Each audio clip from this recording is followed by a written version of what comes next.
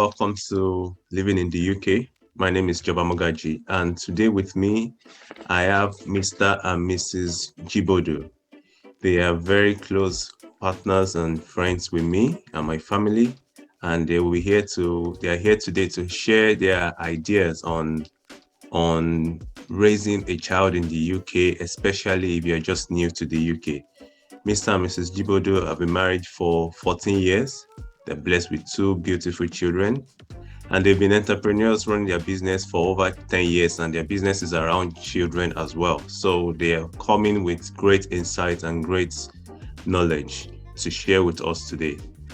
They are a sickle cell advocate, and most importantly, they are servants of God. So I believe in this session, you will get one or two things that will help you in raising your child, even as a new parent in the UK or as a newcomer to the UK with children that you've brought into the UK from different areas. I hope this will bless you. So we'll be starting now, and I'll be going through the questions that I have for them, and hopefully they will be able to share some insights with us on how to raise a child in the UK. Let me start with the basic question of what should be the role of a parent in the life of a child, especially in the UK. Because I'm a Nigerian and you are Nigerian, so the experiences we have growing up in Nigeria is different from what we could expect in the UK. So what would be the first generic advice you would give to a parent? Thank you very much, sir. Mr. Joba, thank you for the privilege to be able to come to your platform and share our experiences. Going to your question, I think it's not exclusive, but I think the parent, wherever, be it UK or Nigeria, custodians of like we said, we are more like a caretaker. We strongly believe by faith that God has given these children to us. And so parents are there the role is to nurture, the role is to guide, the role is to encourage, the role is to also, because one of the things that I believe most parents do is you have the advantage of experience and share that with the so that they don't have to go through what you've gone through, so to say. So that's some of the role of a parent anywhere, including UK. I believe my wife will have something to say to that. Yeah, I totally agree with what my husband has said. We as parents, anywhere we are in the world, I believe the purpose of God for any parents is to raise the next generation. And what does that mean to us when we're saying we're raising the next generation? We're raising children that are compliant to the social circle that define themselves. We're raising children that are godly. We're raising children that are compassionate. We're raising children that are hardworking. We're raising children that are respectful. So regardless where we find ourselves, God is entrusting children in our care for us to lead them and guide them as the next generation. Thank you very much. I'm quickly going on that thread now. So what would be the basic need of a child? What would be the basic need of a child, depending on the generic now, regardless of the age? Like, what would be the basic needs or the basic responsibility of a child, of a parent to their steward, to their children? One thing is security. And what I mean by security, I don't mean only that they are in their hands, they are unsafe, but security as in they children, believe it or not, up to a certain age, no matter what they say, they actually look for comfort and guidance in an adult. They consciously or unconsciously look to certain people as their role models. So basic things that we can provide as parents of course, apart from the providing a good home, or all the necessities of life, what they look for again is care. So that care is important. So the basic need of a child, they look for care. They want to be cared for in several ways. So I believe strongly that's basic need. A lot of child, you see a toddler, for example, and I'm sure you have one and your listeners do. Sometimes they just come near you and they just want a little bit of that, your presence, your attention. They just need your not necessarily wanting anything sometimes. So that gesture sometimes say that naturally God has imputed into them looking for care, and that's where we be sensitive to their needs. That tends to grow, change as they grow, but that center is they need care and attention. I believe is one of their basic needs. Thank you very much.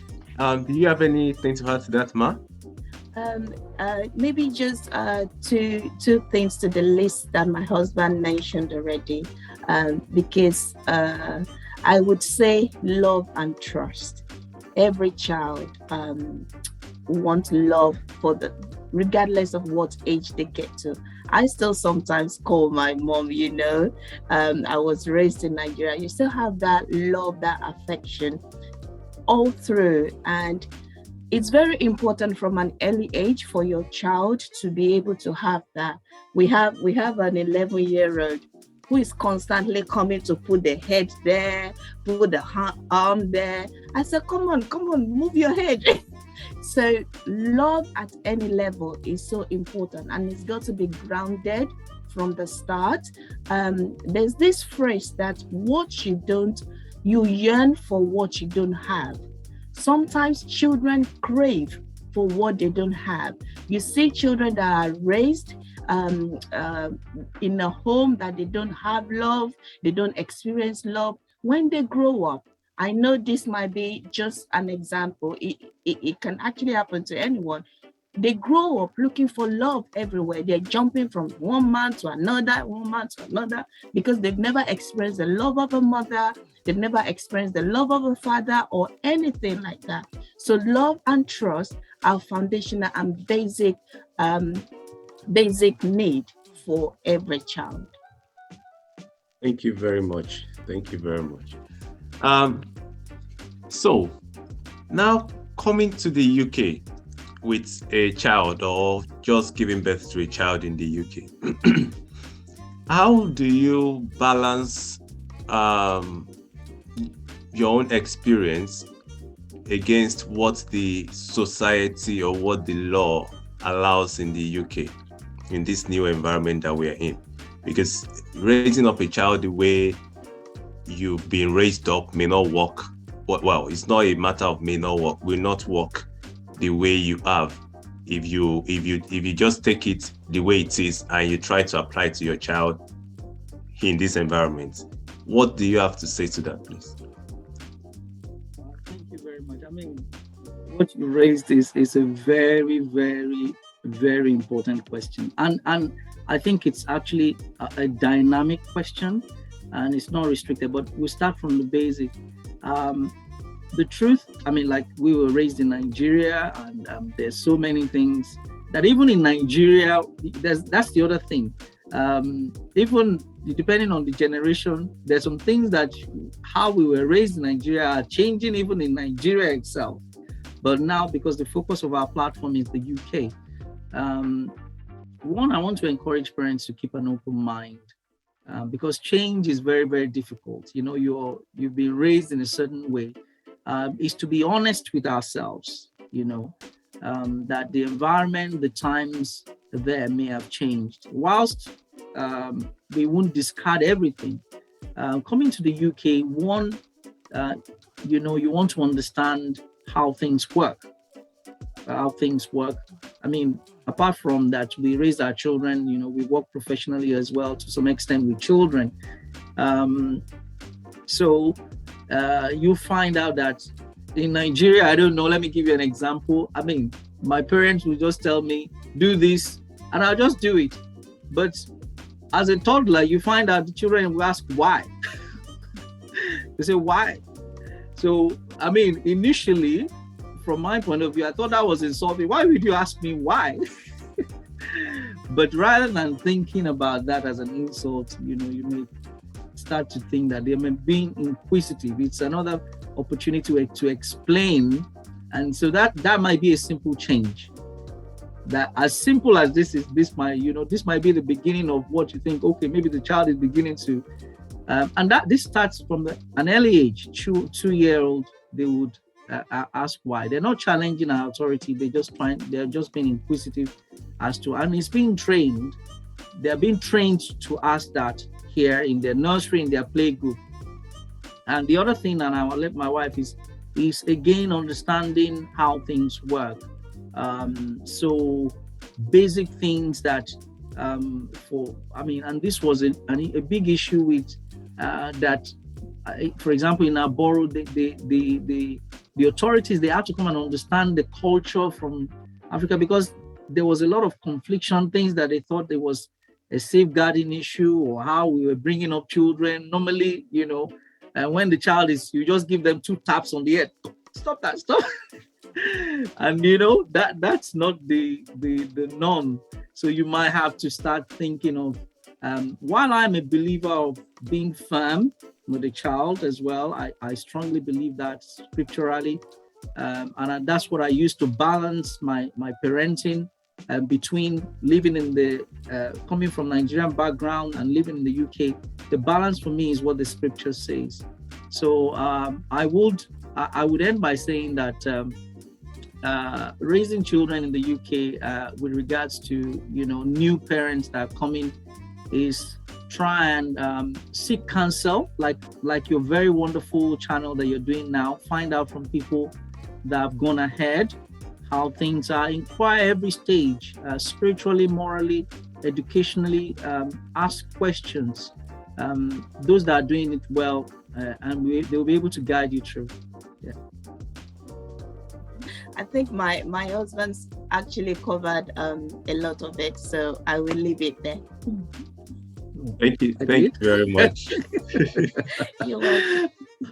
I was looking forward to our answer, actually. Okay. The questions I want to ask next are around child development and their education. But before I go to that, actually, I want to ask a question around understanding and communicating with your child. How do you encourage that? Even from a young age, your child may just want to not engage, or may not want to communicate, or you because sometimes they can't express themselves. How do you overcome that, or any advice on that, on how to communicate and understand your child so you can meet their needs, especially if they are going to nursery or going to school and they are experiencing new things, especially again if they've just come from a different environment, like a different country to the UK, and they've joined the school and education system is different, the way they are taught is different. Let me give an instance. For example, because I grew up in Nigeria, in the education system is about marking the result. In the UK, they mark the process. So a child comes in and says, this is the answer. But here, they want to know, how did you get there? The child says, I'm giving you the answer. Why are you asking me for the process? I got the answer. The answer 2 + 2 is 4. Okay, how did you get to 4? The child doesn't want to care. The child doesn't want to know. How do you engage in such instances and help to understand and communicate better with the child? Thank you very much, sir. I think communication, it's the oxygen of life, even for children, from when they are born, and from as young as a day old, the mother is communicating, the father is communicating, the child is constantly looking at the mother's face. So, and that goes on and on. I've just come from a professional background whereby children go through stages of development, and when we are communicating with them, we need to improve, or I wouldn't use change. We need to adapt into the levels whereby they are growing. We have a teenager. Dad and I, we had to have a meeting that, okay, I think the way we used to talk is not working now. We need to change things, because the way a 13-year-old, a teenager, is reasoning at this current stage is very fast. Their brain, their body is going through a lot of changes. You can't be talking to a 13-year-old like a 5-year-old. They just won't have it. In the UK, it's not that they're being rebellious. Sometimes we African parents, we get it wrong. We think that they're being rebellious. Why are you not listening? Why is your face like that? No, they're not being rebellious. There are stages of child development. 0 to 5 is the formative years, where the love, the care, come on, hug, jump, kiss, talking, you're communicating through, sitting together in front of the TV, watching everything together. That's a stage of communication, a stage of development. Now they start school from like age 4, 5. Their development is changing. Their cognitive development is changing. Now you need to start putting boundaries in place, because at that stage, actually, it's even faster now from age 3. If anyone on the platform has a 3-year-old, they are very smart. It's not up to when they get to 4 year, 5 years old anymore. From age 3, their cognitive development is going so far. Their brain is really active. And when we have 2-year-olds, you hear something that people may call terrible twos, but we don't call it terrible twos. We call it terrific twos. Terrific twos, why do they behave the way they behave? It's because they want to discover, they want to go on your TV, they want to get the remote control, they want to spill your water. So children are constantly going through stages of development that sometimes, I know we are childcare practitioners. This might not be known to many parents, but we need to understand our children. We need to sometimes step back and see what exactly is happening. I had to speak to my husband that, okay, our daughter, she's getting older, there are hormones, her cortex, her brain. So Dad said, oh, okay, all right. I said, sometimes she doesn't even know why she's behaving like that. Her body is changing. And then Dad said, oh, all right, okay, all right, you go and talk to her then. So we have to learn, we have to develop. Even we are still learning. Absolutely. Every day. We must be firm with our children, but we must apply what is called being firm and being fair. Sometimes we're very firm with our children, and on the other hand, Dad is very firm. You have to have a balance. Dad is very firm, and I come from the fairness. I go and call our daughter. You know what you've done. Your dad doesn't understand that you're in that time of the month and all that. So, and then I call him, can you go and speak to your daughter? So we need to understand that children, just like adults, they go through stages of development. 0 to 5, you need to talk to them in a certain way. When they start school, you've got to be really firm, because what they are starting to learn, starting to develop, is going to carry them on. So that stage of 5 to like 10, you got to be really firm and fair and put boundaries in place. Despite all that you're doing at home, communicate with them, talk to them. Even the Bible says, wherever you go, in the car, in the park, everywhere, carry on talking to the children. Carry on talking to the children. I'll just stop there. Can I just add something very quickly? Thank you so much. I mean, of course, I'm surprised that I'm adding anything at all. But I strongly believe communication is what you do and what you don't do, what you say and what you don't say. So I want to focus on how we communicate with our children with our actions as well.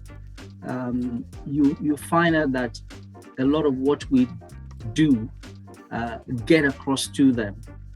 So we can also communicate, by sometimes it's not just words. It's the odd just og that is, you can neutralize a lot of things. If they're going through issues like my wife will address, that might just, so that I wanted to add that to what she said as well. Thank you. Thank you very much for that. I think I really understand. I can relate to that particular part because I have a 3-year-old, and that's age 2. You'll be like, why are you just? Sometimes she just wakes up and doesn't want to get dressed. I feel like, okay, okay, go and change to your pajamas. Maybe it's time for bed. No. When I was growing up, I don't think I dare say that. And I think this is a good platform to actually learn, and even for people who have passed through that stage, at least we learn and we're able to even share to people that are coming up. I have a sister that is coming up, as in her child is just growing up as well. She probably gets to that stage, and at least I will have a better knowledge and experience to share and to communicate with her. Thank you very much. Thank you. My next question is around now the child development. So the child has to go to school, yes, but there are other things I believe parents should do in the house, or parents should cover as well, apart from just learning maths and science in the school. What sorts of things or responsibilities can parents give to their children to help them develop? I'll still come back to another thing that is around it, which is digital technology and child development. We'll still come back to that. But in the house, in your interactions, in things we do as parents, what can we give to, what tasks or responsibilities can we give to our children to help them actually develop? If I understand your question very well, please correct me so to help them in development, I think I'll come from the angle of making them understanding what the priorities are. So, for example, I try to explain to our children that I have 4 categories that I don't put it as categories. I put it in there. That's another thing. I'm saying it for the purpose of the platform. I'm not going to say 4 categories. I'll tell them 4 things that in order what are important to them. So when they push comes to the shove, your spiritual life is the most important thing. The emotional state is the second most important. Then I say, of course, the academics is next, and the last one is financial. I said it's slightly different for adults, and the reason why I say that is, so that when they can understand what is really important, what is the most important, whilst they also see what is really important to you as parents, by proxy, not even by what you say to them. They can learn from that, what you do, how you do it. They see what's important. If you have a diligent work ethic, they follow that, and they take that into school. They take that into, if you emphasize on very good standard of education or a level of challenging them, they know, and you explain the reason why you are doing that, they take that on board. Obviously, linking that to what you ask and try to explain as well. You also make them morally, you give them it was, sometimes, and I think this is generic, this is outside of, you tend to put a lot of effort in your first child than sometimes your second, I think that. So the second one, I remember when you started to tell her that you need to do the dishes. One day she was doing the dishes. I said, when I grow up, I'm going to have a dishwasher. I'm definitely going to have a dishwasher.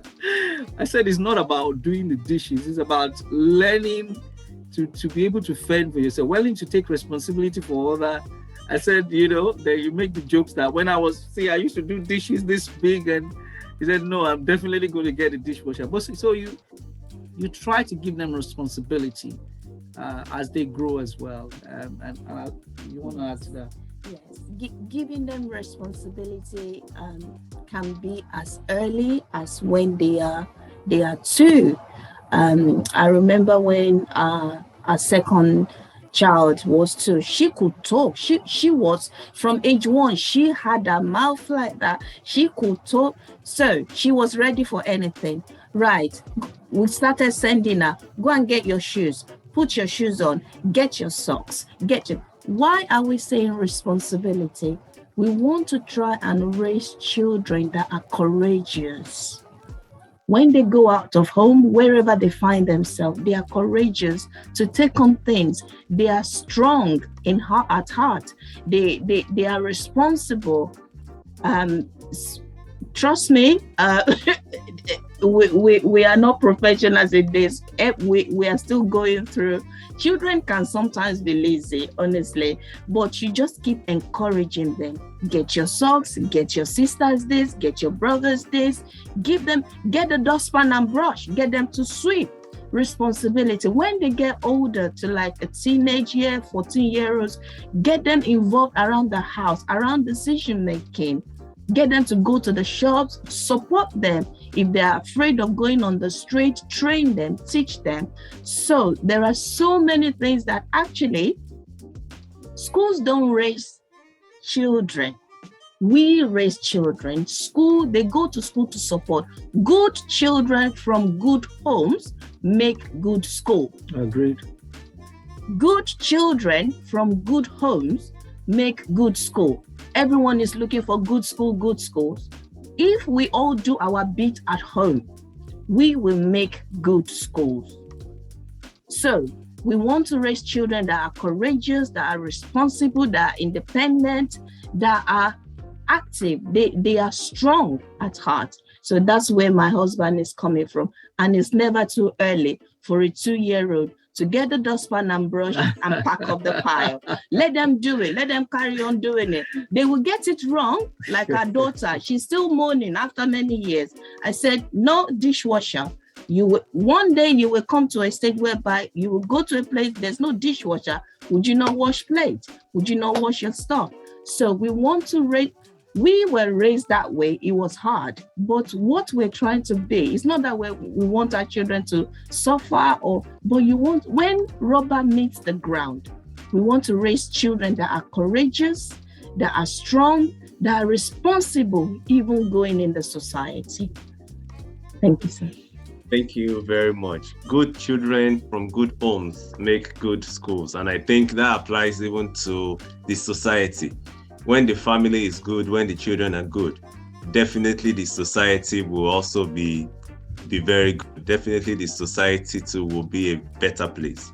So thank you very much for that. I've written that down. It's something I will take on very importantly. So when it comes to, we mentioned school now, what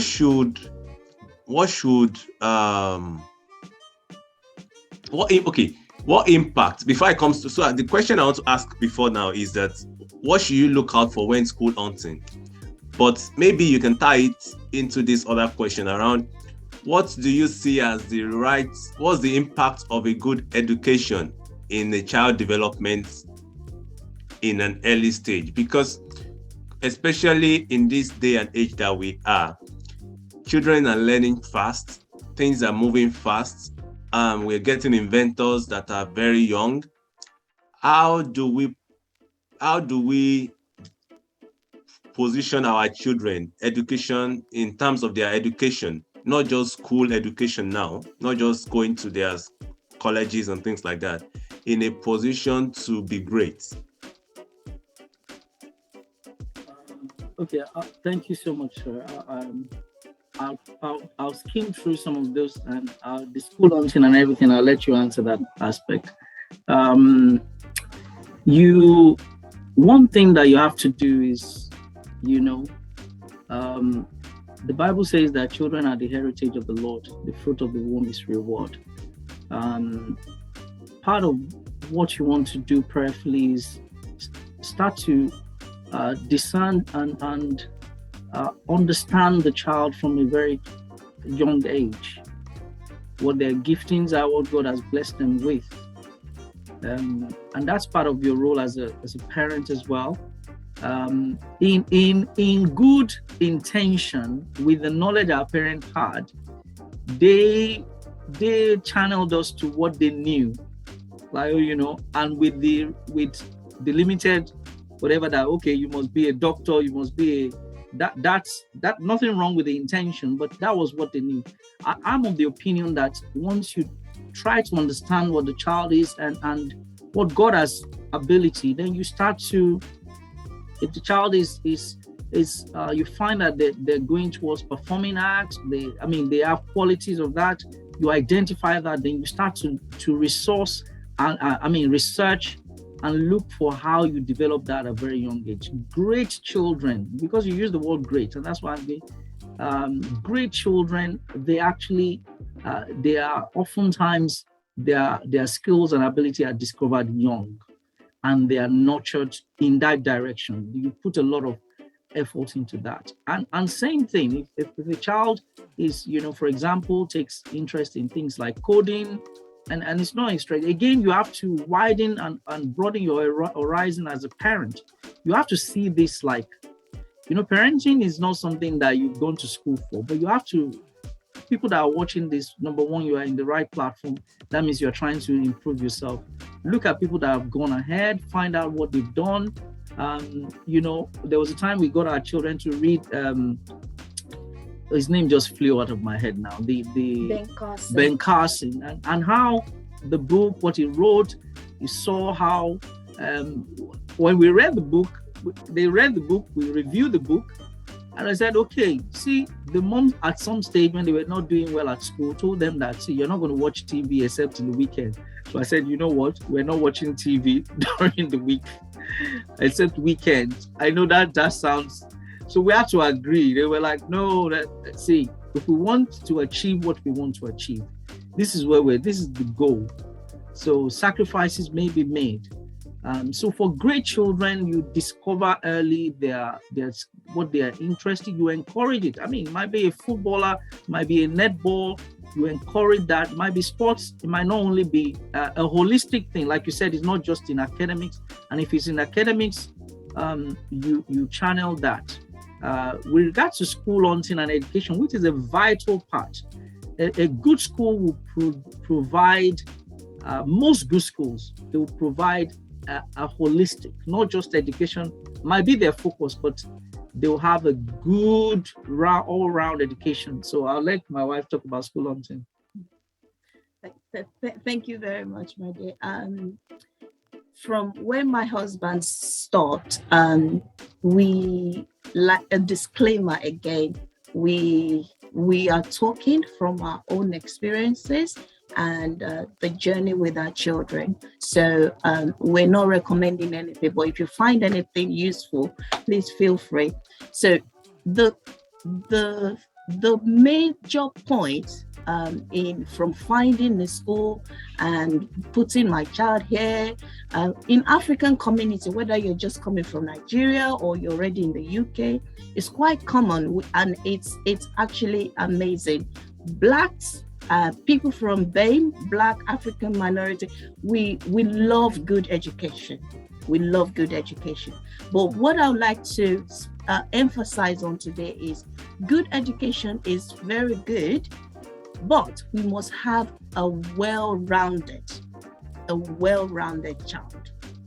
A child that is all-rounded, academically, emotionally, physically, in everything. And how do we do that?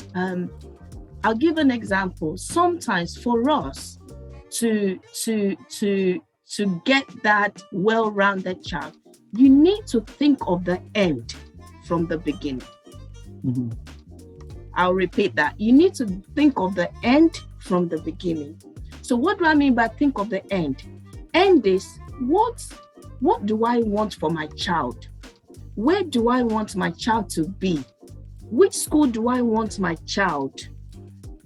Now, us thinking about the end from the beginning is we decided that we really want our children to go to the best schools. That helped us to start praying, to start making findings. We started looking what school is out there: grammar school, primary school, church school, prep school, private school. So thinking of having an idea of what you want from your child from the end, it will help you. It will help your beginning.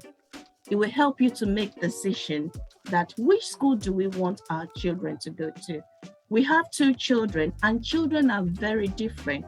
Backing what my husband said, you need to understand your children's individuality. They are so unique. One is very into books. One will sit down and read. The other one, she will talk. She's a talker. She's been talking from when she was 1. She doesn't have time. Then we discover that this one likes to talk. Anywhere you go, before you even meet me, they will say, who is your mom at age 2? Who is the mom of this child? Now, we realize that she likes to talk. She likes to dance. We put her in performing arts. Her sister, the sister that is into books, she was reading from age 3. Before she started school, she had finished all reception books. She loves to read. From age 3, she had been. So children are very different, and you need to understand your child. Now, school hunting. School hunting is really boils down to parents. God needs to really help us to make the right choices. And we need to make findings. We need to go and discover. I don't know if you like me to go into some examples, Mr. Yes, please, because my question around the school hunting is like, how do you know a school is good apart from the Ofsted rating, apart from just what they have on their website? How do you actually, when you're doing that research, what should be the key things you're looking out for? Sometimes people will go on the website, as you said, they will just see the outstanding, good, needs improvement, or they will just go by the school grid, because, for example, secondary school, people will just go by, GCSE, they're very good, they're getting good grades in this GCSE. Whereas, what is happening to the children at the school? What sort of children are they outside when they go? So what I would advise is, when you're choosing a school for your child, have at the back of your mind, yes, the outstandings are good, the school grid are good to check. You don't want to send your child into a school that is, but speak to people, find out, get advice, get experience. I have seen a school that needs improvement, whereby that improvement was actually helping them so much, because the government was pumping so much money at the time, so much resources, so much teachers to help the children. So anyone joining that school at that time might miss it by, this school is bad, they said it needs improvement, I'm gone.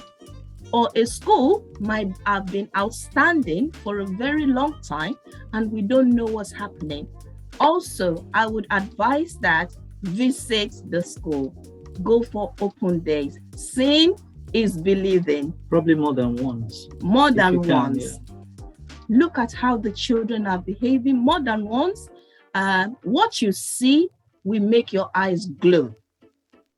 So you've seen the paper, you've seen Ofsted, go in physically, ask questions. Who is the SEN coordinator?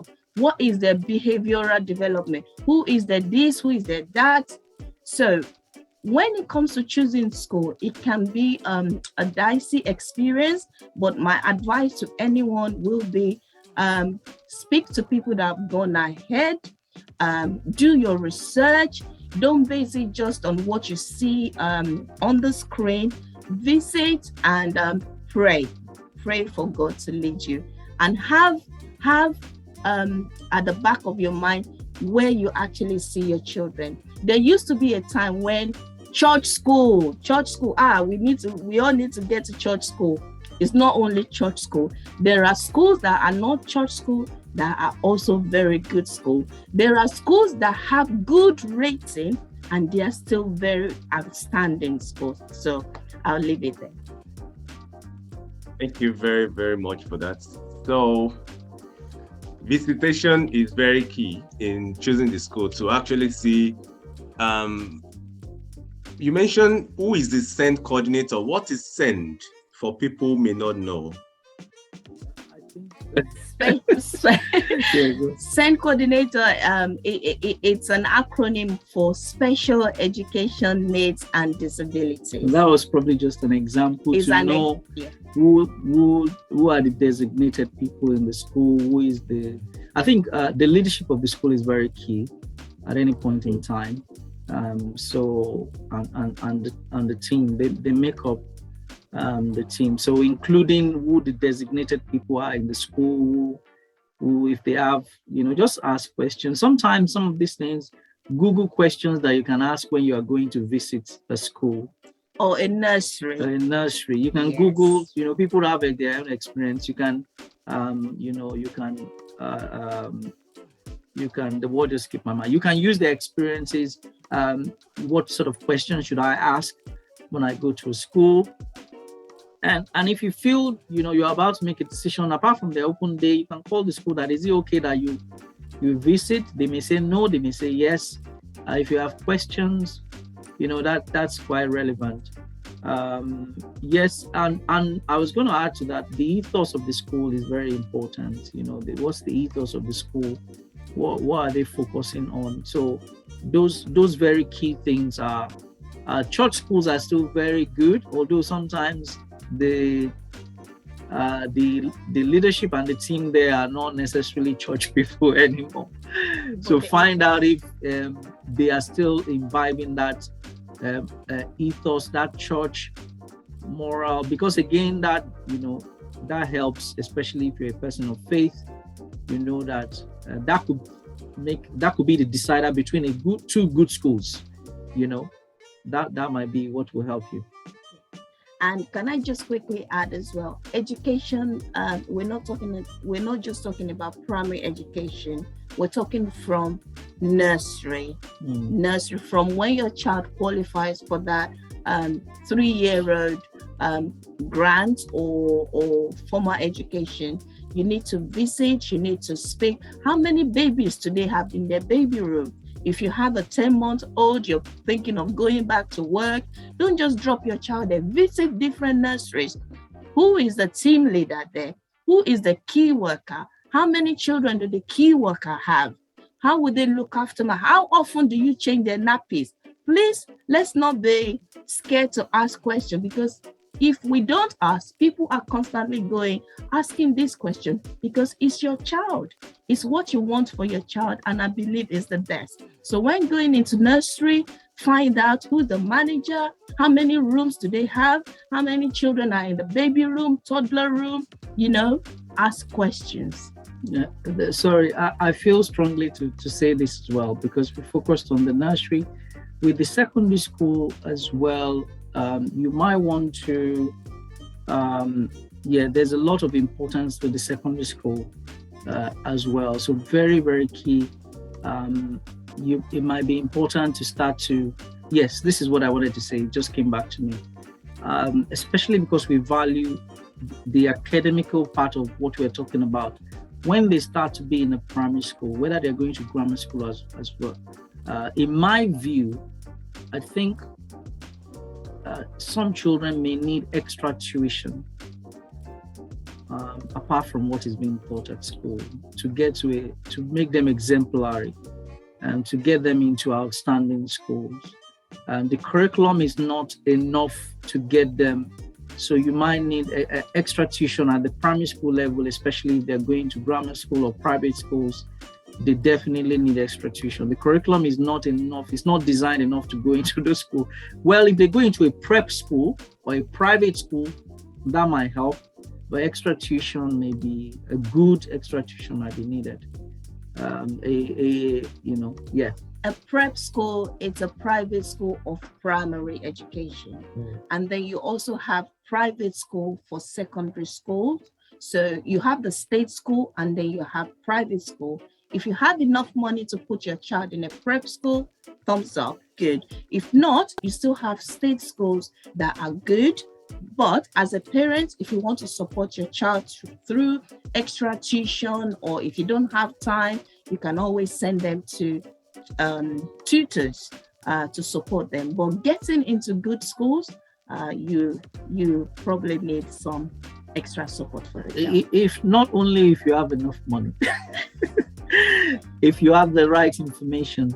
Yeah, it's because the purpose of your platform is to help people that are coming into UK to know, while private schools are quite expensive, whatever, there are information out there on how you can go on certain scholarships and things like that, especially if the child is so it is worth finding out. So don't rule that out that no, because some are quite beneficial for I'm still honing on what you want. If you want your child to be great, so that question that you ask is still ringing in my head. Don't be deterred by I don't know, grammar schools are excellent. I recommend them. But primary school, if you have the opportunity, find out. It's not only if you have money. There are opportunities there now to be able to get your children in there. Thank you very much, because education is very key, and going, like you said, also going to the right school is very, very important to because when I was discussing with your wife during the preparation for this, it was then she mentioned about the cognitive development of the child, and that's when they're actually growing up. So giving them the right education at those stages is really is building a very, very solid foundation for the greatness to sit upon. Because if that is not there, if that is failing, then the potential to be great is possible, but it may be a bit more challenging because give them a head start with those kind yes. of good. You give them a head start. Yeah. Thank you very much. So this is one thing I'm guilty of, and probably some other parents are, in terms of just putting the child in front of a TV or a phone or a tablet and just watching away. How do we balance that, especially in this day and age where, again, this ties into why do parents do that? Is it because they lack time, or they've been at work all day and they're just tired, and the child, or it comes back to the child wanting your attention? For example, I could go to work, I'm back, I finish at 5, and from that 5, I'm on to something else, I'm to another meeting, and it's only few time, and it is in that meeting that they want to come and play, and what you probably just do is let me focus on what I need to do. How do we balance that? We'll still come back to, there's still another question around the money aspect and raising a child.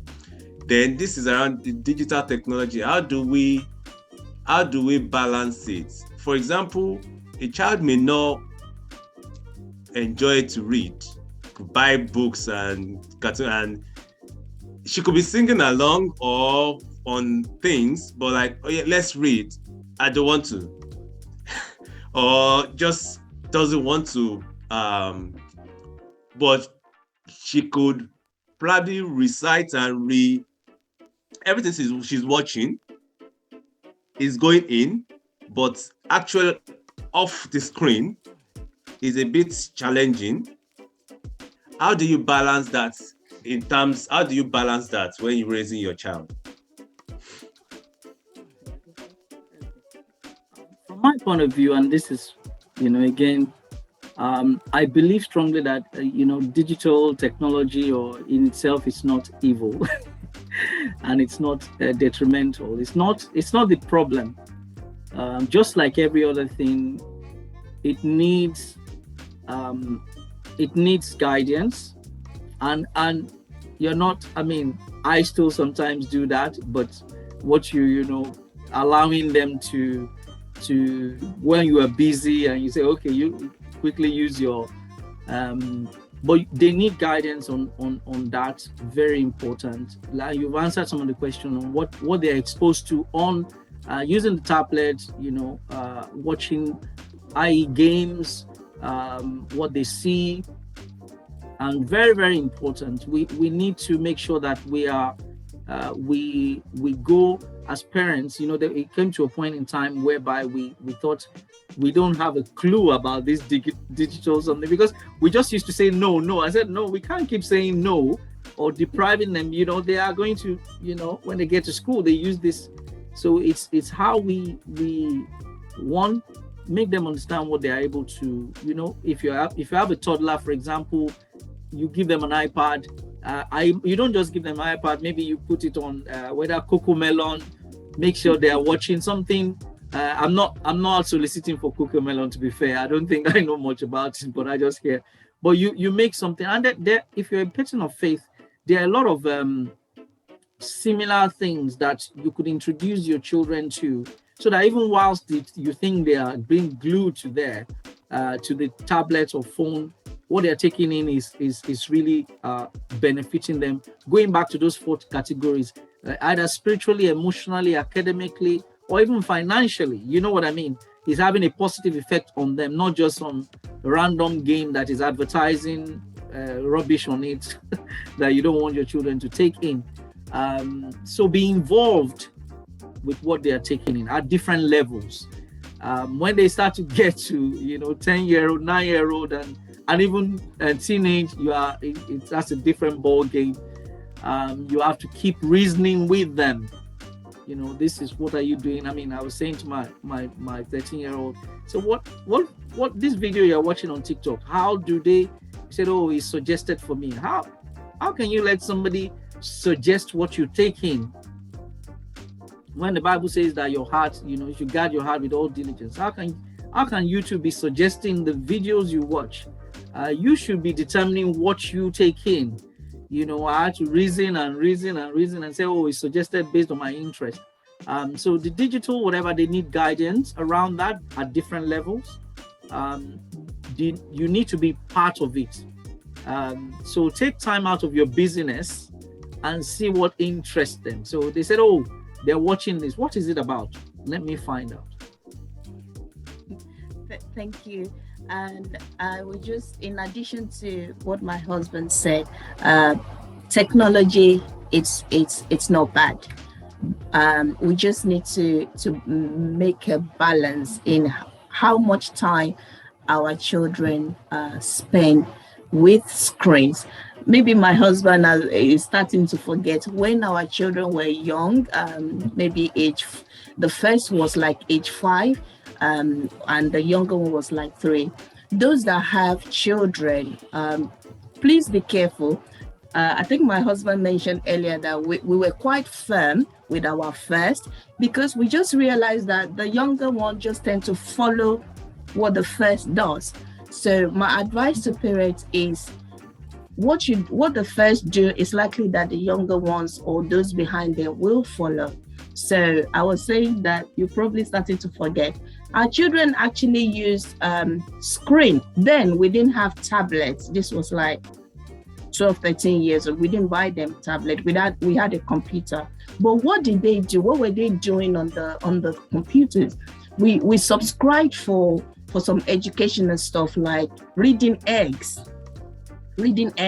She would sit there, she would watch all these cartoons and everything. She would do reading eggs, she would do math. It was quite creative. Also, the world that we live in now, the danger is not out there anymore, it's on the screen. The danger is not on the road, it's not on the crossing road, it's not in the park, it's on the screen.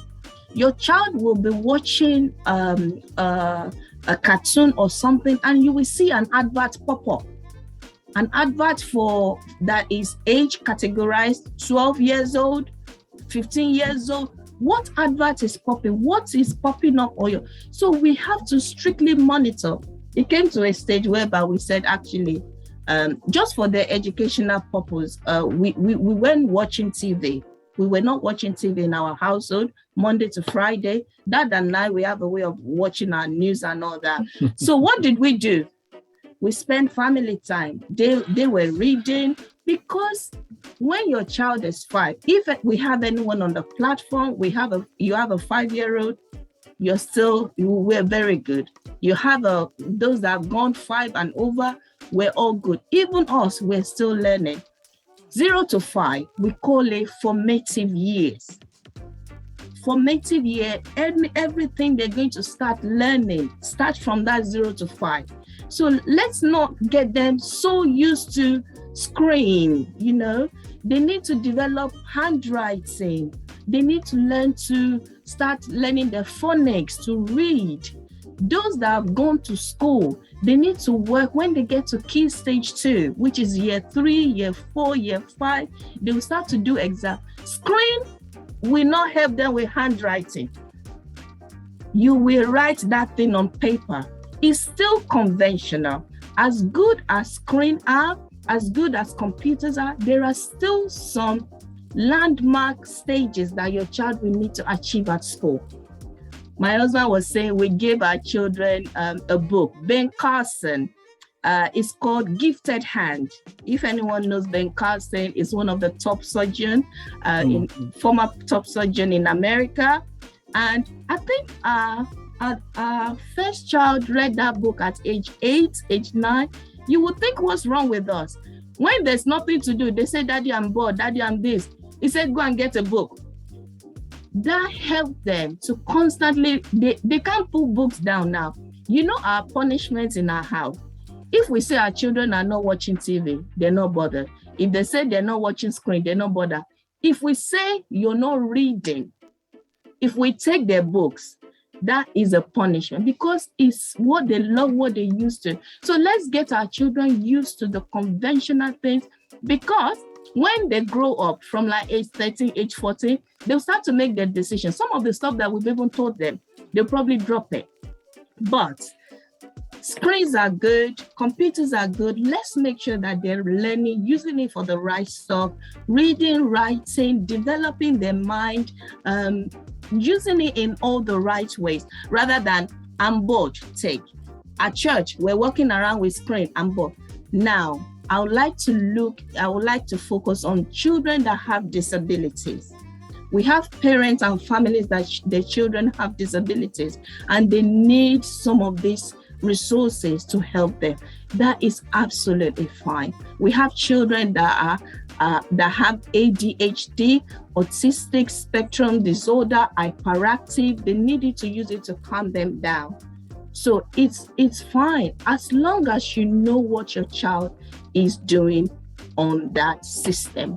Can I just add to that? Because I don't want you to feel parenting, like most of us know, and probably more experienced people listening to, it's not something that we often, I won't say fail, we often miss the mark, but we pick ourselves up again.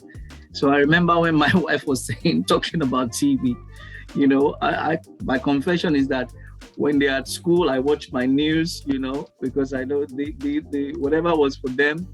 And when they came back, we sacrificed until they go to bed before I put on the news again. And there was a day, of course, that you get caught. And I said, okay, we sat down. I said, oh, I do apologize. I broke the rule.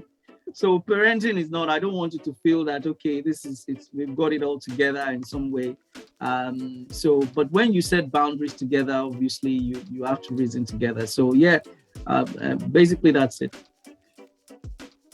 Thank you very much. There's a question that someone raised around how do we encourage our children to be confident and independent, and at the same time reliable when it comes to timing and things like that? How do we get them to that stage?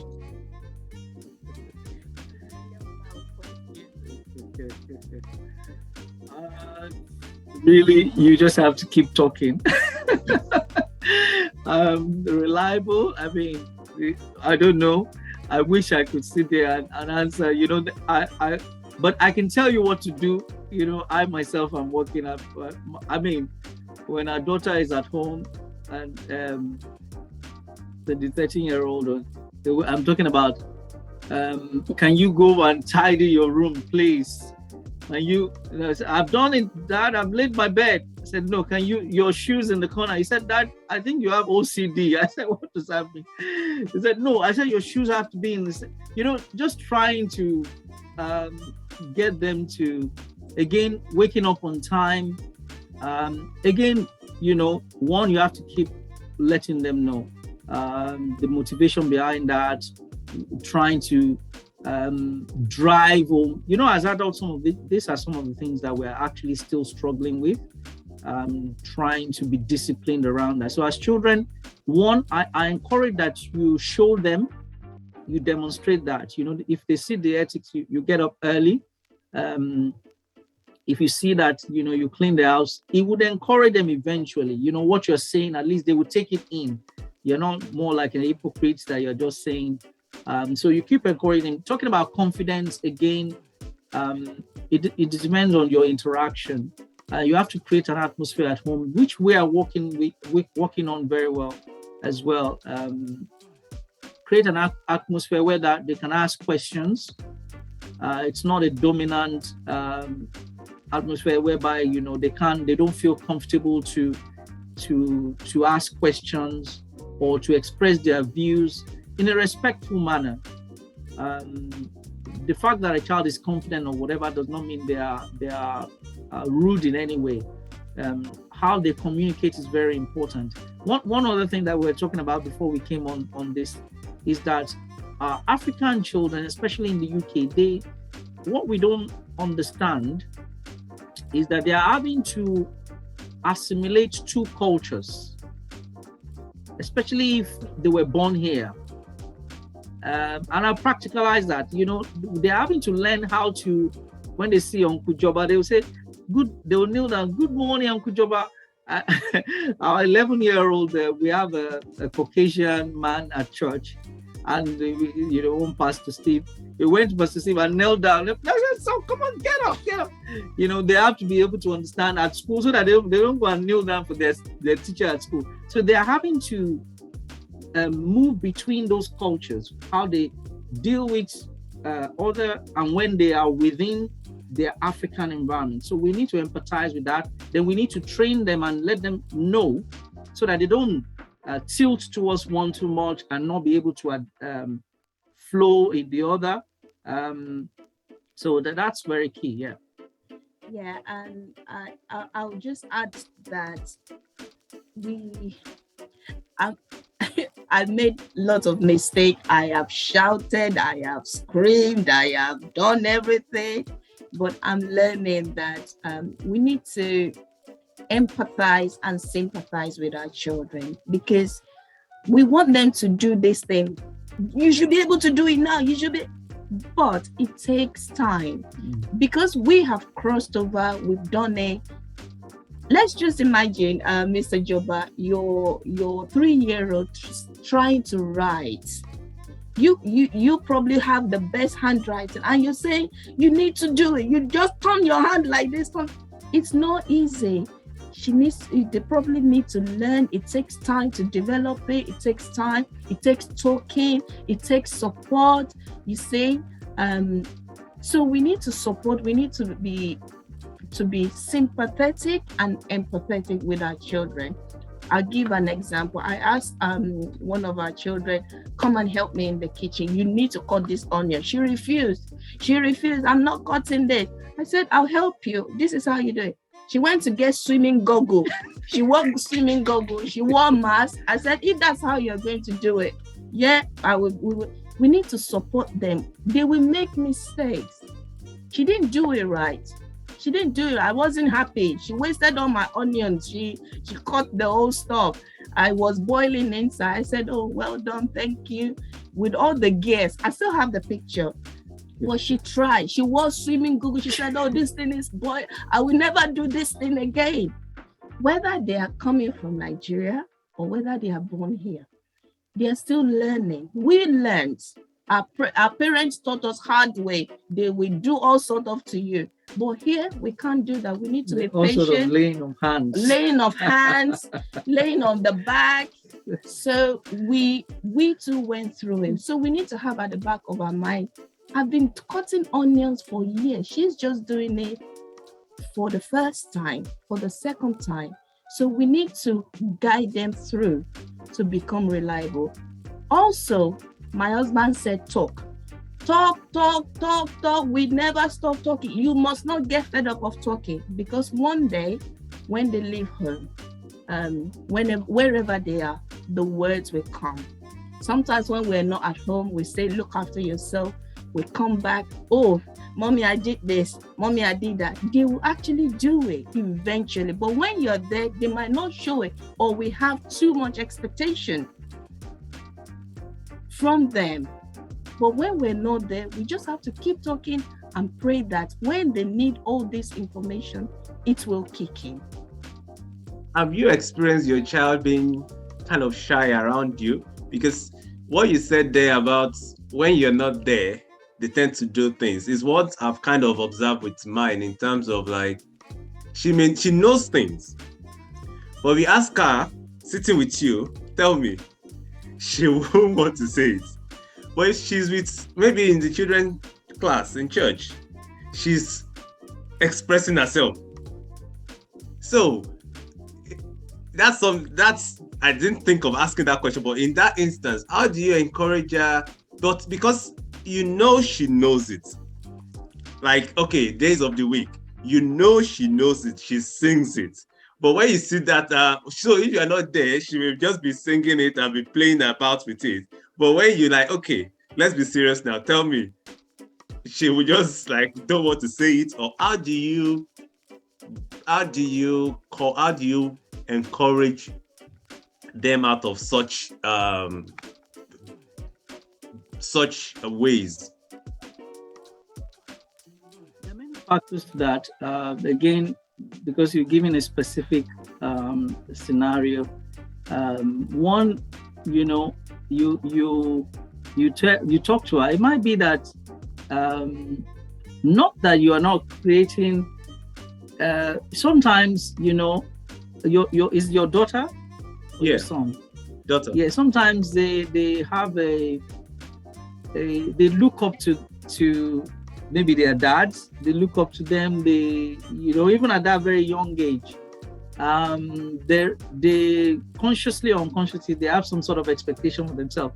So it's like, I don't want to sing. I don't want dad to hear me sing. I don't know how to sing, if you know what I mean. Whereas, somewhere it doesn't mind to sing, whether they like it or not.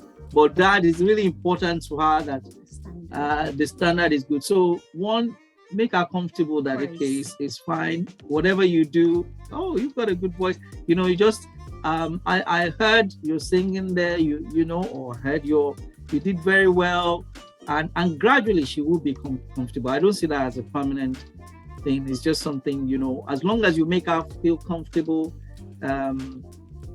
whether she's the best of voice or not, then she will, and easily she can outgrow that, maybe as she grows on. Yes. So that's no display of that's nothing to worry in my view. It's just that they might find it within our friends and that's natural. Within your friends, you might be able to express whether you are doing it very well or not, or the comfort of a group rather than us individually doing stuff. She may take comfort in doing it within a group rather than And another thing as well, let's not forget that these children have been wired with their own personality traits. That's right. They have their own personality traits. One may be shy, one may be outspoken.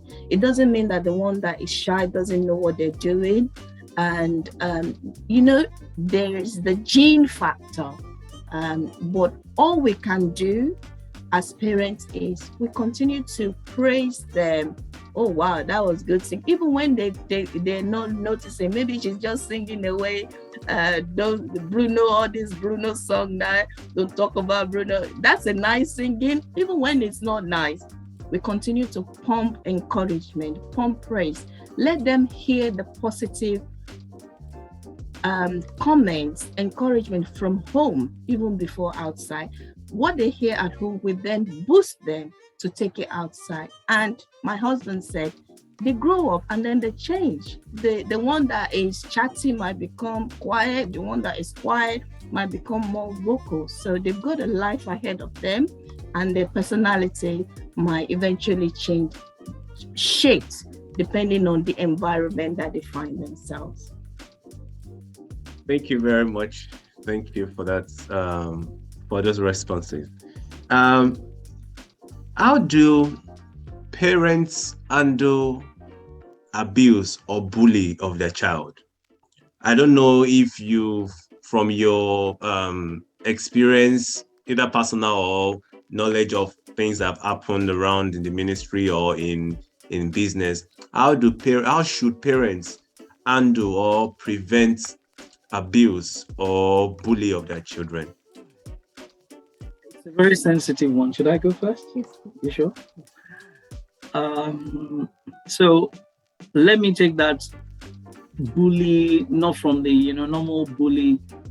So we've had one or two instances whereby maybe I'll start from the flip side, when maybe our children was involved in, or supposedly not bullying another child, but there was a parent that contacted, texted and said, oh, my child came back home from home, was crying. She said all our friends were being mean to him.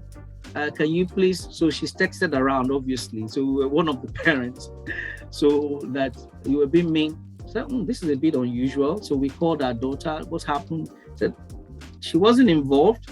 This is what happened. This is what happened. This is what happened. From that experience, I thought to myself, okay, what do we do if she was on the receiving end? Do we challenge the other parents without? So what we did from the school environment was that, okay, we went through rather than going directly to the parents, we went through the school authorities. That and she one of our daughters came and said consistent. In fact, she was hesitant to say it, but managed to get it out of her that they were being mean to her on the playground. And because she liked those friends, she didn't want to get them in trouble. I said, that's not something. So I told her, no, please, number one, always feel comfortable to tell us whether you want us to take it up or not. This is something really serious. If it's serious to you to the point whereby you're upset, I mean, there was a day we were dropping out of school and she just busted to tears. Said it's really important to us. So one, I tried something different. I said, see, go to them, because she was much older. What I mean is she's year 6, which is 11-year-old. I said, speak to one of them. They're your friends. Say, what you're saying and what you're doing, I don't really like it. It's making me upset. Maybe they don't know before I take it up. If that continues, she came back and said, oh, no, it's fine. We resolved it. Apparently not. So, but what we did eventually was to speak to the teacher that this is what is going on. This is the steps that we've taken. We've not heard what the other parties, whatever, but can she help us look into it and speak to us about that? Given because while our children may be saintly and everything, they are still children. They might be, doing something on the other end too. And you've raised an army, you've gone to the other parent, and you are the guilty party. So we use that opportunity to teach them as well. But if it's serious bullying, there are policies in place in schools. And when they look to it, they'll get back to it. If it's serious bullying, they will take it up. If you manage to fish it out of the children, especially when they are at secondary school, you might not quickly get it, except you're close to them. They may not want to share with you for many reasons. But when you do get it out, make them work with them on how you're going to do it. Tell them that it's not going to go away. A bully, if they continue, will continue to bully them for a long time. It's something that must be addressed, and they must be, it's not something that must be put under the carpet. In addition to that, I would like to encourage whoever asked this question to this. I think I'll start with understanding what you want to, because bullying is in itself, it's an unacceptable behavior in any educational setting. Now, let's be careful when our children come home and say, oh, I've been bullied. We as parents, you don't even have to be professionals. Just ask your child simple question.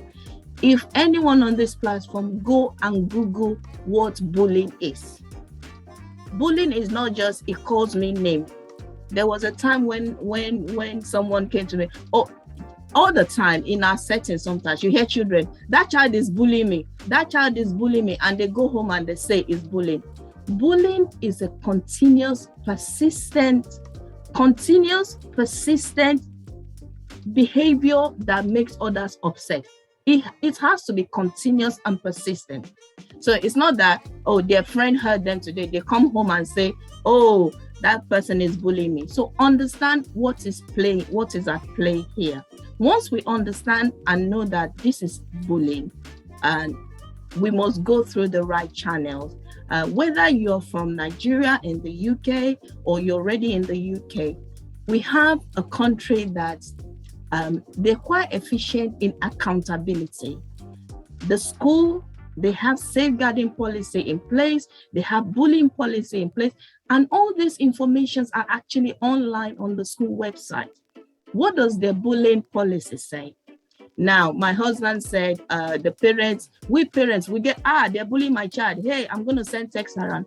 Please, I would advise, don't get involved in school gate fight, school gate argument, WhatsApp group chat. Without even confirming what exactly is happening.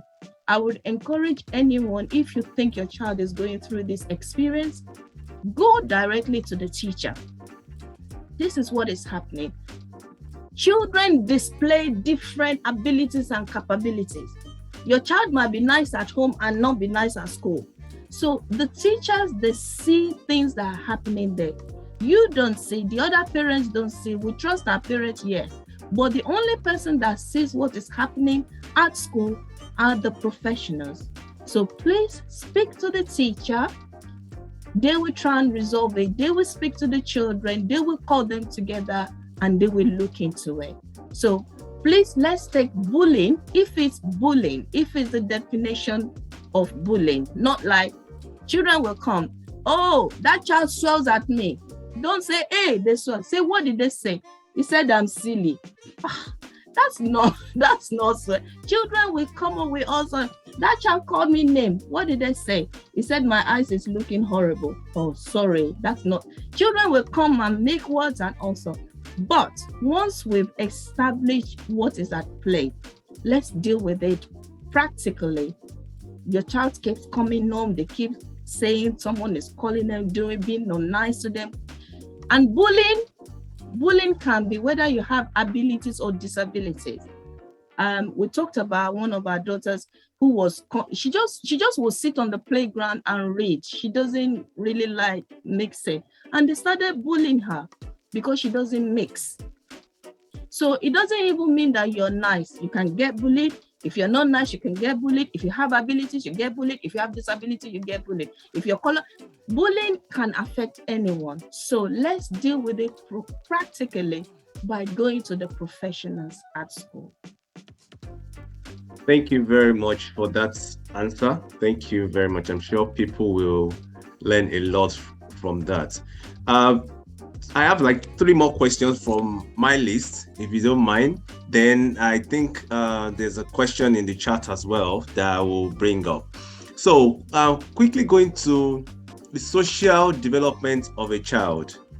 Around, I know some parents have just come into the UK and some of their child's friend is asking that, can they come to sleep over, things like that, which coming from a different background is not done, especially if they are not family. Let me put it that way. Like when I was growing up, you don't go and sleep over at a neighbor's house or a school friend's house. You only go to sleep over maybe in your cousin's house or a family. But in this culture, it's something that is paramount. It's something that is done. how do parents balance that, as well as taking them to the park and things like that? I understand that may be needed to just let them play and be free. But in terms of their social development, do you have any advice? Supporting your child's social development is very essential to have a well-rounded child. School birthday parties, please go. Um, we still went for a disco party. It's all good. It helps them. They bond with their friends. We get to know other people as well. It's all essential. Now, one thing I like to encourage everyone is just be sensitive to the need of your child. You know your child, you know your background, you know your family. If you feel it's right for your child to go to school disco party, please go for it. If you feel that this one is not for us, because we have different dynamics, so please go with your instinct and what you feel is best for your family. Going back to sleepover, it's a sensitive thing, I would say. And again, go for what you feel is best for your child. I wouldn't say sleepover it's bad in its entirety. It's nice. Children come together. However, who are we sleeping over with? Is it someone that you are almost as a family with? What are we doing in this sleepover? Who's watching them in the sleepover?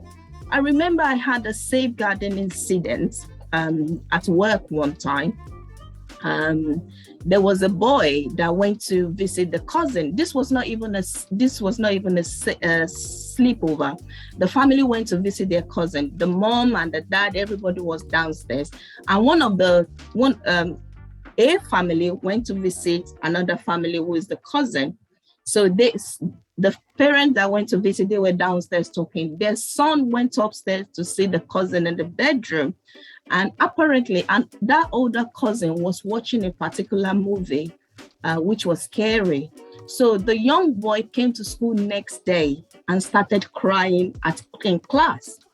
And we were interviewed, became a safeguarding issue whereby the child said, I saw something that scared me. I saw something that really scared me. And he started crying in the class. So that child watched that movie, slept over. The parent downstairs didn't even know what's happening. Go upstairs, go and play with your cousin, So it became a safeguarding issue whereby what did that child say that is crying, that is making them afraid, that is because it could be emotional abuse. Has he been abused emotionally? So the school started looking into it, and then we found out that the parents said, we went to visit their cousin and he went upstairs. The child now said, this is what his cousin was watching, and he saw that movie and he's been scared since, and he can't get it out of his head, and he's so scared.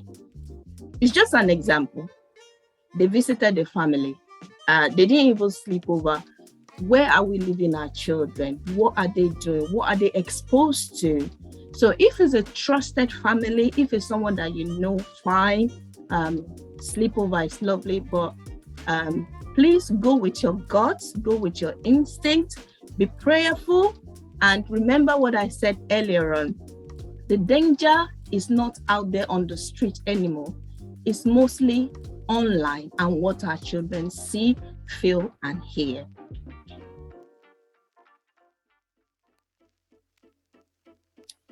You want to add anything, sir? No, not at all. I think that was good. Okay, thank you very much. So I think now the last question I have on my list is around balance, especially because this channel is focused mainly on people who are just coming into the UK, they've just come into the UK and trying to understand the different things happening around them. And most time they come in, they have to go and work. The father and mother have to go and work. How do they balance that with raising up their children? How do they balance that such that they don't abandon the children? Let me put it that way, in the worst case scenario, whereby they don't like neglect the children and they're chasing money because they probably have borrowed some money to pay for their flights, and they've done a lot of things and they need to make ends meet and actually survive in the country they've just come into. How do they balance that with raising up their children?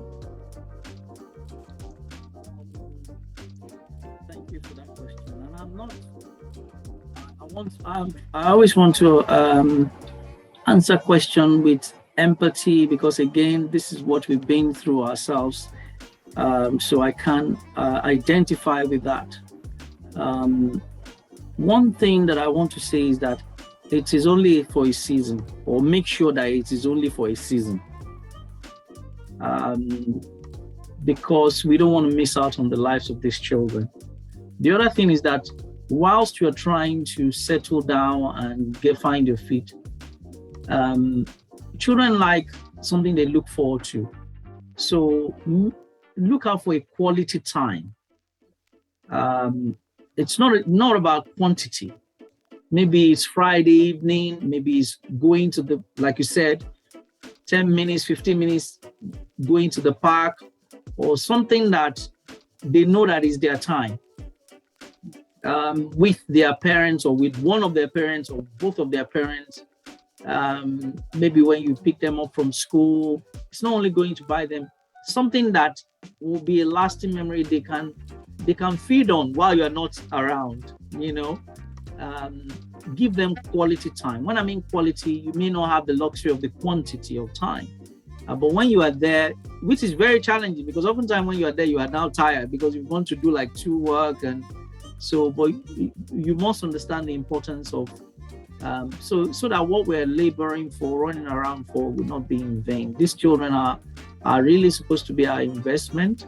And I've been through it. You are tired. You're like, Daddy,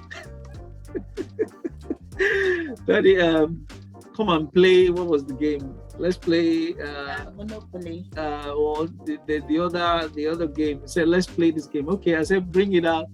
You're so tired that you're thinking, oh, okay. But when you think about what needs to be done, I empathize. Yes, you do need to get food on the table. You do need to especially when you come in, if that is your situation. But find the quality time. It might be on Sunday. Maybe if you don't work on Sunday, or if you do, maybe in the afternoons. Make sure that it's quality time. You spend time talking together, doing some things together. It goes along the, like you said, if you have the luxury of the park, let them have fun. Let them something that they can always look forward to. Yeah. Nothing to add. Oh. Thank you very much for that. I think that's all I have on my list. I have some questions from people who have joined us. How do we support children going through puberty?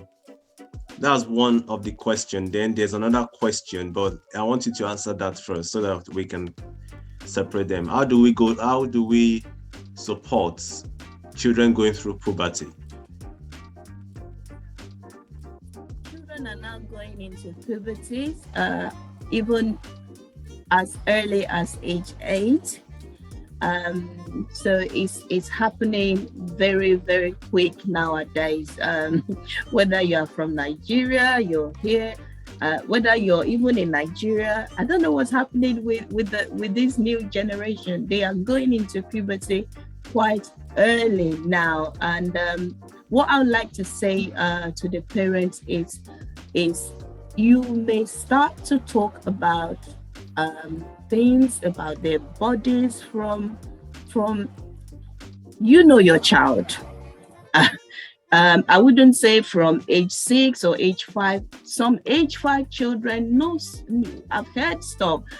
Know stuff. They are ready. When you notice that your child is ready, you start to see hair growing here and there. You start to teach them about self-care. Please, it's important to call things the way they are, depending on their age. You start to let them know, okay, this is what this is called, this is what that is called. When it comes to puberty, for a male child or a female child, self-care is very important. You start to hear, oh my goodness, I think it was my husband that actually told me that when our daughter was age 6, we just started smelling this stuff. What is this? What? My husband said, I think you need to go and get some roller. I said, she's young. She can't be putting all that chemical inside. But she was already starting. So study your child, know if their body is starting to change, get them to know about their self-care, start to talk about changes in their bodies. For female, they must start to have periods, go through. Please don't leave it late. Back in Nigeria, they find it hard to, sometimes our parents, if you're in my generation, our parents even never discuss what puberty. You just find yourself doing stuff and you don't even know.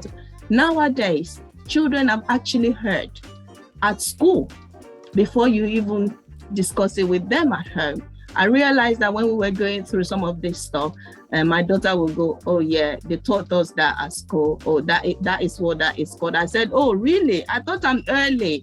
And we're talking about age 7. Once you start to see that your child's body starting to change, whether it's a male boy or female child, please, it doesn't matter whether it's the dad that did the talking or whether it's the mom that does the talking, someone has to do the talk. Even if we are single parents, I don't want to generalize it that we're all husband. Even if you're a single parent, please pay attention to your child's body. As early as age 5, 6, start to tell them what this means, what that means. If period starts, what do you do? Let's be sensitive to the change of mood. It's okay when you're happy. Sometimes you might just see yourself crying. You don't know. Come and talk to me. If it happens at school, this is what you need to do. Go to the office, tell your teacher this has happened. So you continually be intentional. Be intentional in your talk to prepare your child for puberty, starting from smelling body odor. Roll on, your body is changing. You're going to go into puberty. Your boobs are going to start changing. This is what this means. You're going to start be realistic. Call it what it is. Because if you don't call it what it is, they will go back at school. They will call it what it is. So let's be intentional when it comes to puberty to call it what it is. Explain what things are. Explain what is going to happen. For female child, you're going to say, oh, you might just start to feel sad. It's PMT. Even sometimes I still feel sad some days, like what is going on with me? You know, because the hormones, they're still growing in their brain. A lot of things are happening. So study your child. Start as early as you feel your child is ready. You see hair growing, start to teach self-care, start to tell them what is happening before they hear it out there.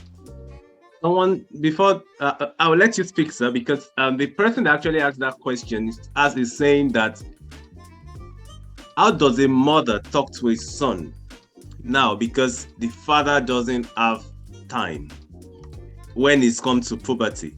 But before you answer that question, sir, someone has a question around that same thing, like what if the child feels embarrassed by you speaking to her about puberty and change? What if the child feels embarrassed and doesn't want to speak about it?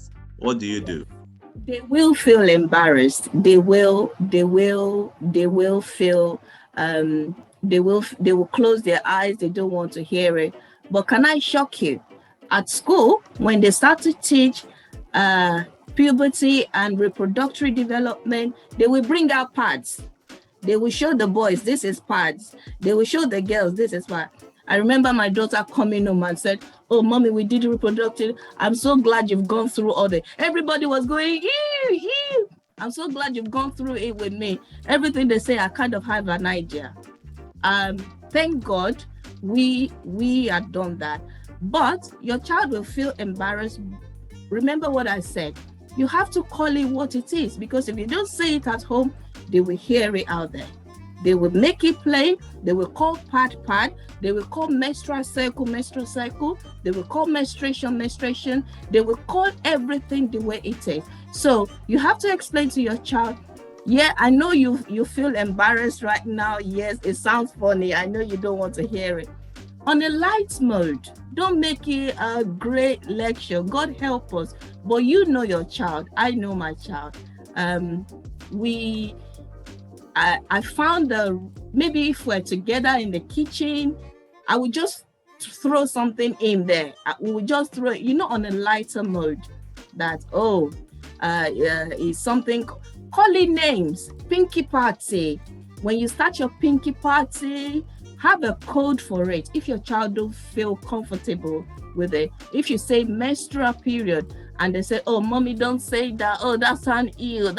Okay. Let's call it pinky party." Yeah. Just find a way around communicating, but make sure that your child gets the message. Thank you very much, sir.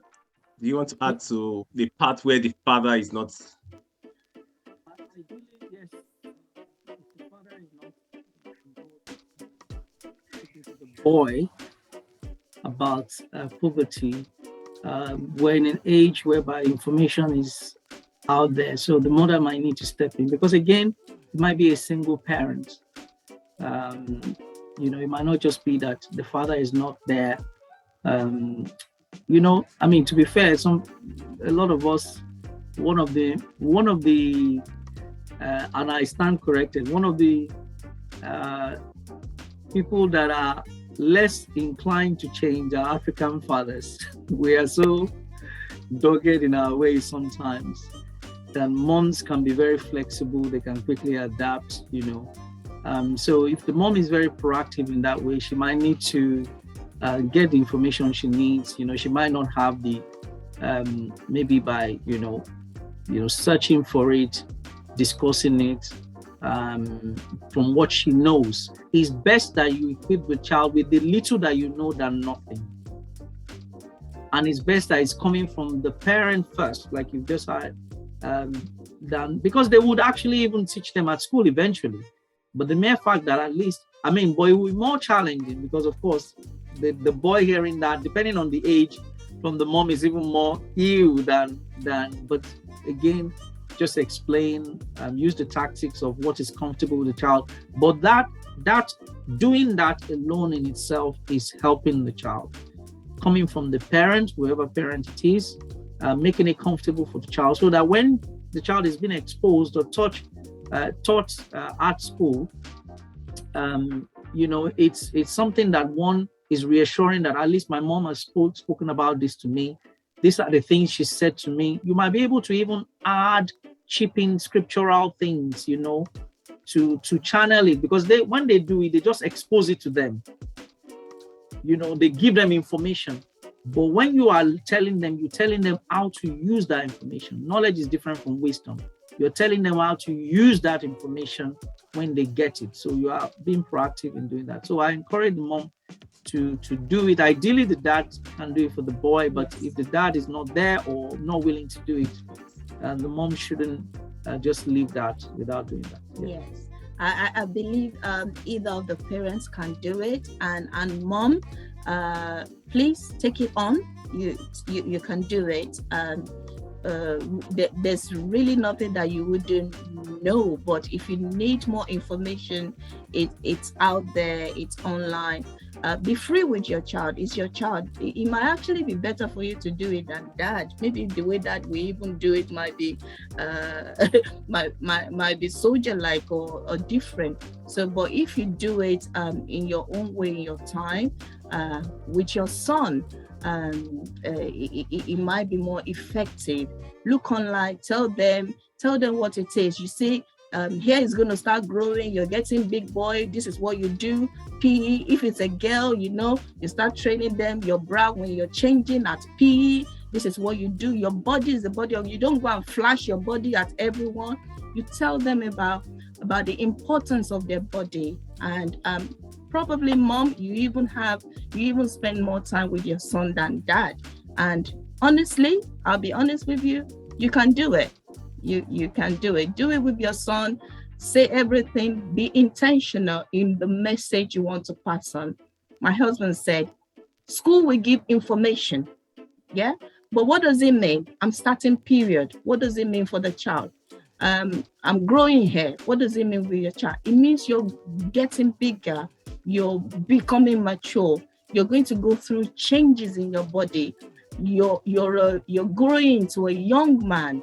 You know, this is what you do with it. This is how you treat yourself.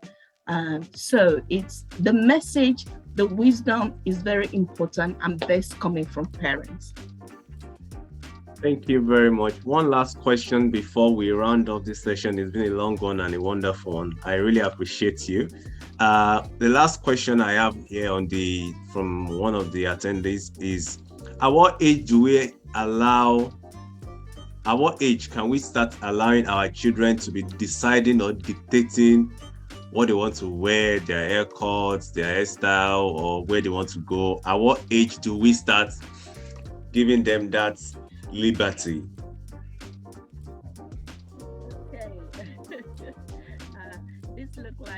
This question sounds like someone coming from a teenager family. When you start getting into age 12, 11, you need a lot of reasoning. We've gone through age 0 to 5, 5 to 10, 11 to 12, where you are the one doing the talking, calling the shot. In United Kingdom, in UK, raising children, people say it's hard because they don't listen. We just need to pray and ask God and work with our children. We need to reason with them. They will try you. They will want to buy it. They see that the influence. What we tend to forget is these young people, the influence out there is so much. What their friends are wearing, it's a challenge for them. It's really the hair their friends are cutting, the clothes they're wearing. But going back to what I said earlier on, what children are we raising? What is your purpose? What has God laid in your heart? What do you want to get out of your child? That will drive you. That will encourage you to talk to your child. They will fight. They will argue. They will cry. But sometimes we just have to talk to them, reason with them. I remember my daughter, she wanted to go and do nails. She wanted to, I talked. I said, nail varnish, you don't need it. You don't need to fix it. She was upset. It was my birthday. You're not letting me do this. 10-year-old children out there are doing it. Oh, Mom. I said, I thought I didn't know what to do. I prayed. I said, Lord, I don't know what to do. Please help us here. I am now 13. I'm going to be 14. When would you let me? I said, okay, maybe we'll probably try and do it for you at home. I spoke to my husband. Dad said, no, it's not happening. No, never, no. I said, okay, because it's your birthday, I said, let's meet halfway. Because it's your birthday, I don't want you, that's where reasoning coming in. And then I said, you will do it this once. Mr. Joba, she did the nails. The nails, she started taking it off herself.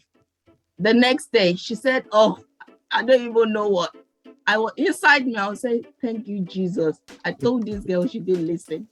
But there might be, that is just nail. How about other things that are not very nice that they want to do? Exposure, haircut, and all that. If we have to put our feet down, we will need to put our feet down. They will be upset, they will be unhappy. But sometimes we have to reason with them. If it's haircut, ask ourselves, where would this graduate? How far would this go? What sort of haircut is it? Is it feeling left out? Is it because of pressure? Is it because of influence out there? Because they have peer pressure. They do. And I'll let my husband talk from there. If I have to add to that, for those that have young children, please try as much as possible to what you impute in them will go a long way. Start to advocate for modesty. Start to because the question was at what stage, so that even when they get to a stage when they would actually make their own decisions, it's not going to be overboard. Start to demonstrate to them, show them again, by what you wear, and point them in the direction of role models that look beautiful in what they are, because again, it's what they see that influence them.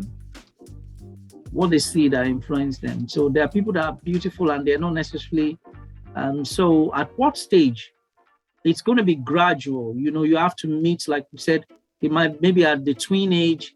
You don't let them have a full. Maybe they can wear their choice of clothes will be different. Okay, I don't want to, but the core value is so that when they are making that decision, or when you make them feel they're making that decision, they are making them in a modest way, because it's over time. What you give them, the opportunity to give them differ when they were a 5-year-old, when they're 10-year-old, when they're teenage. You allow them to make their own choices of clothes as long as they can do this as much as you set the boundary. So yes, you can buy whatever you want as long as it's not, So yeah, they are making their own choice, but they know the boundary. That's my view. Thank you very much. That's the last of the questions. I want to appreciate you for your time. I want to appreciate you for the opportunity given to me to speak to you, to interview. And I believe people who have joined, I didn't even know this much people will join us on Zoom, but I'm grateful that we've been able to share your knowledge and your experience. And hopefully there will be more things to discuss, more things to speak about. For those who were not able to join at the beginning, the recording is going to be on the YouTube channel, Living in the UK. So if you just go on YouTube and search for Living in the UK, I've also put it on the chat, so you can go there and rewatch it. And any comments or questions, you can post it there. Then I will try, and if there's any additional question, are you happy for me to just send it to you via email to see if you can respond? Okay. Yeah, okay.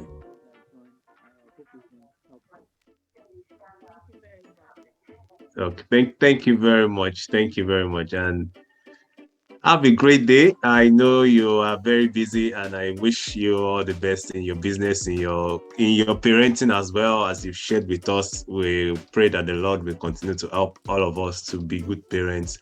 Thank you very much for your time. Thank you, and God bless you.